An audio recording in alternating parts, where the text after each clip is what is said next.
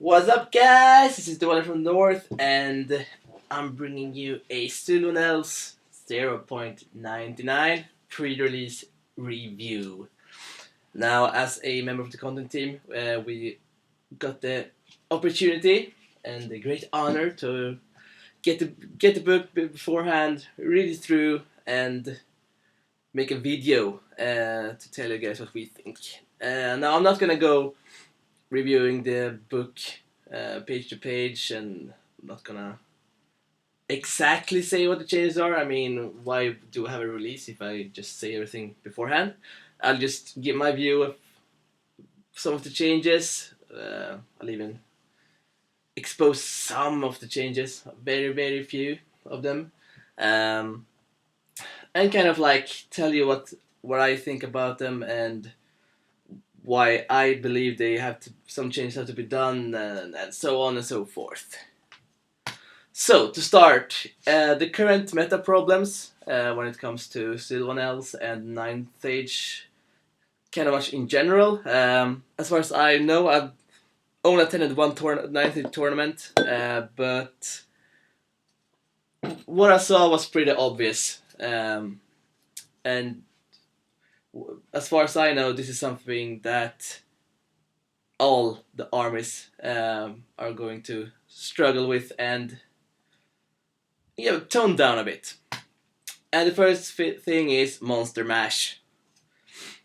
As I've only gotten Sylvan Elves book, so I can't speak for all the other armor books out there. But as I said, as far as I know, been told, this is an issue that's been brought up in every book that have the opportunity to monster mash like crazy.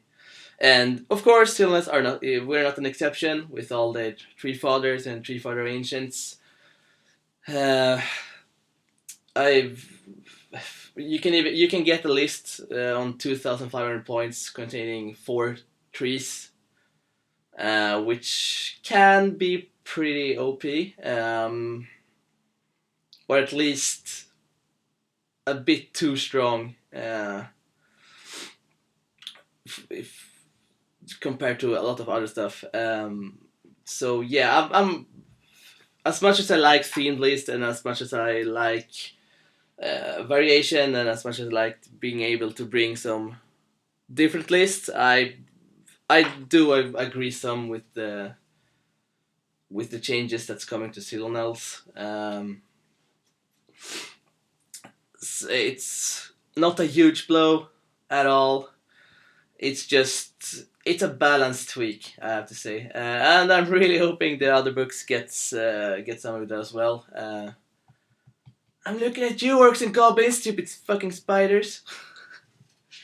But yeah, that's one of the problems I've seen so far. And the other problem is archer spam avoidance. And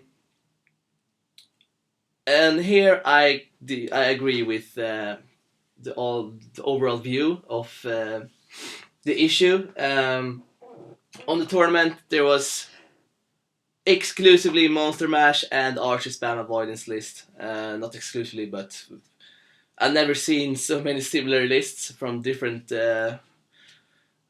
books in one place. So yeah, I saw a Sylvan's list with 100 archers, with like 4 of them were the core archers, which in my opinion are balanced.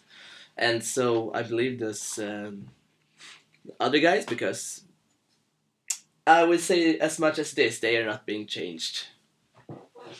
At least rule-wise. So I think they're in a good place. The problem is spamming. It's the same with Hibernal, spamming 40 sisterhood archers, or what they're called. It's kind of game breaking. I know it's really powerful, and I know I don't know what the shooting is, but thinking like this, it's not fun to actually go up against an opponent with 40 elite archers, and in my opinion, it's not even fun to play it. It's just it's supposed to be fun to play, right? Even if it's a contest game and with all the tournaments and competitiveness and stuff. I do agree on that. The archer spam avoidance is kind of OP at the moment. And yeah, with all the you can just avoid any damage and just spam the shit out of it. So some changes are affecting us, of course. I will not get into details about what or how, or you'll have to see that in tomorrow when the release comes. But just be prepared for some stupid kitty. Yeah, she doesn't like it either. She doesn't like nerfs, stupid kitty. But yeah, be prepared for some kind of nerfs when it comes to spamming archers and stuff. And as I stated before, this is not only changes for Sylvan Elves. This is a game-wide issue with all the monster mash and all the archer spam, and yeah, it needs to be addressed, no doubt about it. And I have I really believe that the armor book committees and all the rules team and all the guys working really hard on this are going to find a solution to it. So let's go into some stuff that I consider to be overpowered when it comes to Sylvan Elves, with the current rules. First of which, no surprise there, I believe, armor wide AP1. Yeah, it may not seem like much, but it is actually really powerful. I mean, even our archers get armor piercing when they come into combat. I mean, they're still elves. We're hitting most rank and file on 2s, and then have strength 3 armor piercing. Yeah, that combined with our really good shooting, it's a bit powerful, I have to say. The most powerful of them all is that it actually applies to characters with magic weapons, and that's freaking huge. I myself have used it a lot of times. Love the combo with Beastbane Halberd. I love with the Ogre Sword. I mean, Strength 6 armor piercing is really good. Beastbane Halberd with armor piercing, that's really good. Everything with armor piercing is really, really, really good, and too bad how much I like it a lot, but I have to admit it is overpowered. So that's an issue that's going to be addressed. Now, do not believe we're losing armor piercing on everything. That's not the case. The armor committee just wants the right units to gain armor piercing. And yeah, I must say they have a pretty good solution on that. So yeah, just do not expect the Sylvan archers to go around with armor piercing. That's all I'm saying. Some Kindreds. Yeah. I know the Kindreds has been like a hot potato to talk about, but the new Blade Dancer Kindred, yeah, for that kind of point cost, yeah, it is overpowered. I mean, you get this insane stat line with strength 5, with armor piercing and 4+ ward save. It's just, yeah, it's too much. Basically, it's just too much. Even if you can't use magical or mundane weapons, that Kindred was overpowered. This is something I've been playing as well, and I do actually agree on that. I mean, it's a really cheap character, and you can wreck face on most guys. I mean, I actually went and killed a vampire lord with it, so yeah, it is kind of OP. And then this is nothing that's overpowered or something. This is just something I know the armor committee wants to try to get rid of, and that's auto includes in armies. And I do agree on that. I mean, as it is now, if you take Dryads, yeah, you're going to take the Matriarch because of the hatred. It's an alt or include. Um, if you run, I don't know, an elf list, yeah, Wild Riders, they're kind of our include. If you want the damage out, depending on what kind of list you play, you always have the auto includes, and it's an issue that they want to address. They want it to be more customizable, and they want it to be more like that. The list building to be more like a tweak of your own play style instead of what's, yeah, this is most powerful. I must have this because without it, this won't work. Um, so yeah, I'm kind of happy they're addressing that. I really like the idea of every unit in the book being able to take being competitive in their own environment, in their own doing what they're good at, and yeah, I kind of it's you can customize your army or your build much more if you can achieve to not have auto includes. And this is something I'm just recently returned from a tournament, and I talked to a lot of guys, and it's not something I have been thinking of previously, but some of the stats in our special is considered to be too powerful. With like Initiative 6 Wild Riders and stuff like that. So it's gonna be some kind of, we're gonna get some kind of minor tweaks or nerfs when it comes to that. I don't know what to think about that, to be honest. When it comes to my personal playstyle and stuff, yeah, I really loved Wild Huntsman to be Initiative 6. I can tell you now that's gonna change. But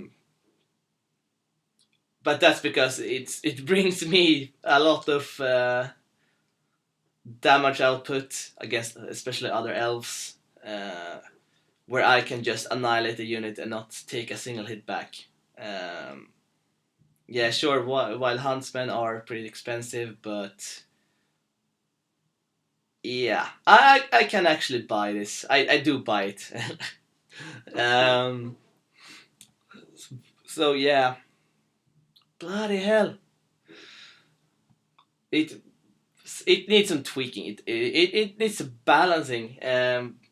Especially between our books, when it comes to like consistency with special stats, and also what role does a single unit have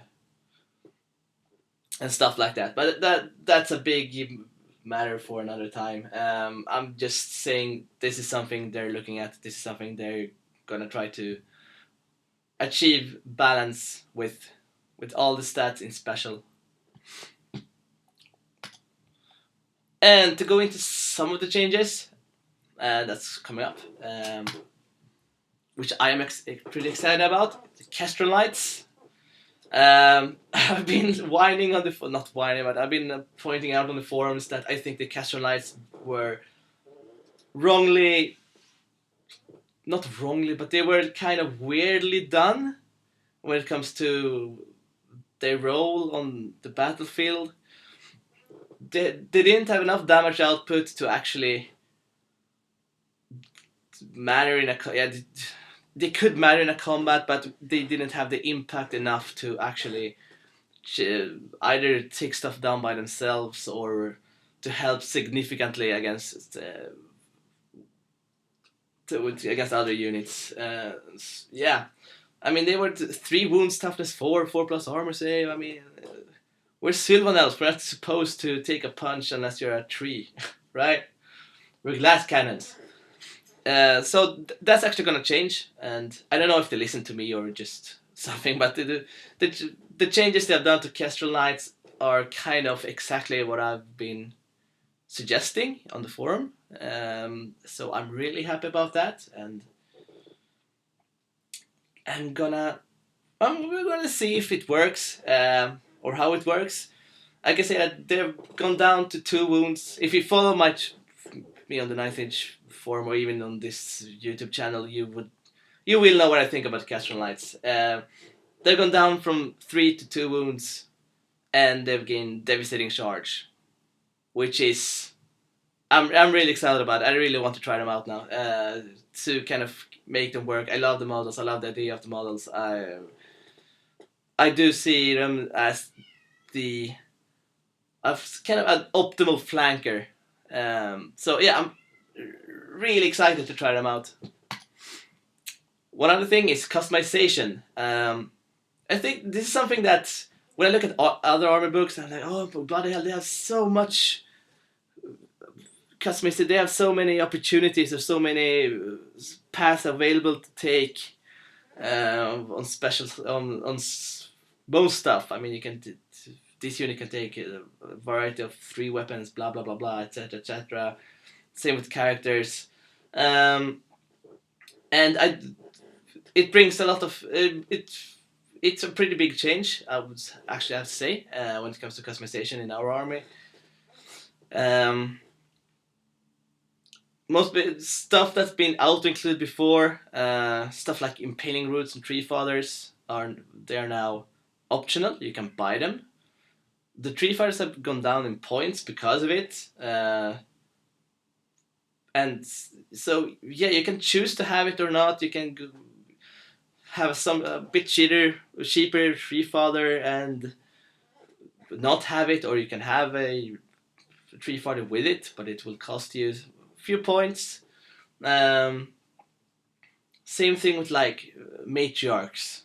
They've gone down a huge, pretty big chunk of points. But if you want it as it was as before, you will have to buy stuff to it. But you can still achieve it, but you have to pay for it. So I'm actually liking this customization stuff that's going on. You can really like make your characters and your units, tweak them after your playstyle or after your army idea or list idea or stuff like that. So yeah, I really like this. And then point costs. I have to admit I do not have I do not know all the point costs in my head from before, but from what I see, it's kind of many that's been adjusted. Point costs have been adjusted, and I will have to say for the better on many things. For example, I will actually say this: Sylvan archers. What I believe they were 130 points for 10 with black arrows. Oh no, maybe they were not. Maybe it's the same on them, but they're down on 8 points per model. For a naked archer, and the black arrow upgrade costs 4 points. I think it was 9 and 3 before, right? So if you want vanilla archers, you can get them at I have to say, pretty low point cost, and with black arrows, yeah, there will be the standard 12-point archer as they have been before. So yeah, I'm buying it, absolutely. And I don't know what else, but yeah, it's the same thing. A lot of stuff have gone down in points, but with a lot more of customization opportunities, so that yeah, with all the upgrades, they will get up to kind of the same point they were before. But now you can choose not to have those upgrades and have them a bit cheaper. So yeah, it's a really good idea. It's a good tweak overall. I'm really liking that. And then to overall balance tweak. I'm not certain, but I do get the feeling that they're trying to balance it out between the armies to have like balance out the point cost for everything and to get everyone on the same wavelength. And yeah, I really hope they will achieve that. And I do believe they will achieve that. So yeah, overall, we will get some nerfs. I'm warning you, we will get some nerves. But also we get a lot of interesting uh, upgrades. We get some interesting changes, and especially we get really interesting customization opportunities. Um, so yeah, that's all I have to say. Keep up the good work, guys. All you that's working on the ninth age, with all the rules, and yeah, it's, do not underestimate the job they're actually doing. This is not something you do overnight. They've been working like crazy, and yeah, you do it really good, really well. So yeah, keep up the good work.